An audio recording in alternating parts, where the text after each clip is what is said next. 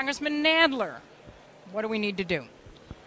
We need to pass a good version of this bill. We need to pass. I mean, the president outlined many of the really good provisions of this of the proposal that we're making. The fact that people with health insurance will be guaranteed against losing it if they should lose their job, will be guaranteed against the insurance company suddenly withdrawing the coverage if they get really sick, will be guaranteed against having to pay a huge out-of-pocket costs if they get really sick and being bankrupted even when they thought they had good insurance. All these are excellent reforms. And at the same time, the president pointed out that for people who don't have insurance, for people who don't have insurance from their employer, for self-employed people, for unemployed people, for people with small businesses. I can't get insurance for talk radio news service. Well, in that case, the bill will provide a new marketplace where we will have private insurance companies and a government public plan bid for your business, but it will be with a group rate, 30 million people in this one group, so it'll be much cheaper than the individual insurance you could try to purchase now. Right, they did a bait and switch on me, $277, and then when it came back, it was $700 a month. I'm the only old bat in my company. Well, one of the benefits of the public option that the president mentioned is it will compete with the private insurance companies in the exchange, and that will really, or should really, hold costs down and hold premiums down. And it's the major thing that will in this bill, which is why it's so important. Will Senate Finance completely destroy that? The Senate Finance Committee would, but they're not going to get their way.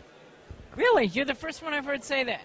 Well, I think not. I think the House will insist on the public option. I don't think a bill without a public option can pass the House. And the Senate Finance Committee is not the only committee in the Senate. Speaker Pelosi said something at the White House the other day about maybe public option being a plan B if the insurance companies didn't behave themselves in the initial sort of part of the bill. It would be written in.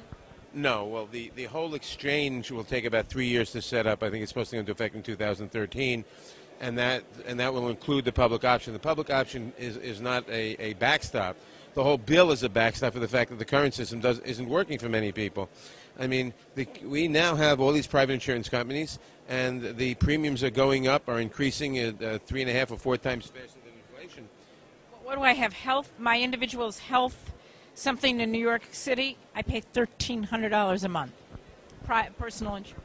Well, that's a lot of money, but you will now, under this bill, be able to go to an exchange, that is to say a government-regulated market, and in that market, the private companies and the public option will bid for your business, and they'll bid for not just your business as an individual, but for 30 million people or so, and the result will be much cheaper rates and better service. At least that's what we think happens when you have real competition.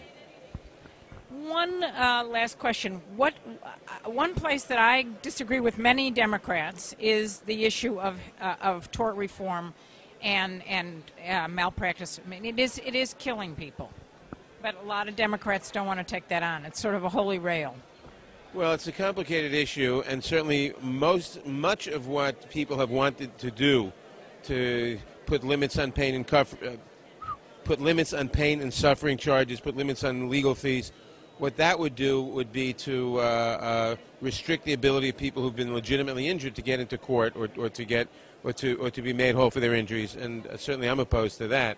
On the other hand, there are things you can do in tort. And by the way, let me just also put it in perspective.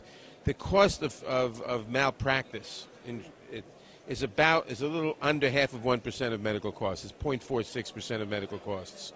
So put that in perspective.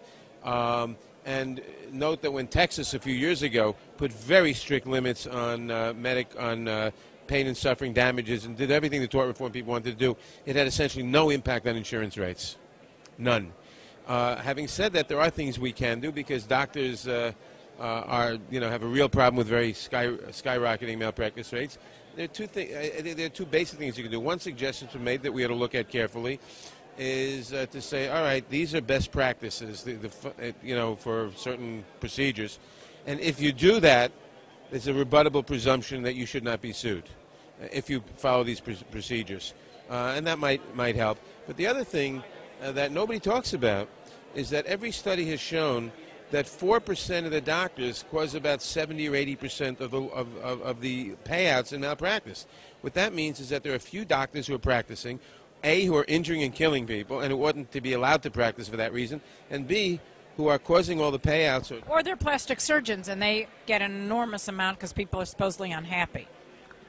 Well, they get an enormous amount of what? Malpractice, because people, they don't like their eye job or the... But then I'm talking about the payouts, not the lawsuits.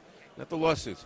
There's a small number of people, about 4% of doctors, who are causing 70, 80%, whatever the figure is, I forget, of the payouts, which means that if you properly discipline these doctors, and you said then the malpractice rates for the other 96% of doctors would go down, and you wouldn't be injuring people. So it's a question not of changing the law in this respect, but of enforcing the law and making sure that incompetent doctors aren't practicing on people.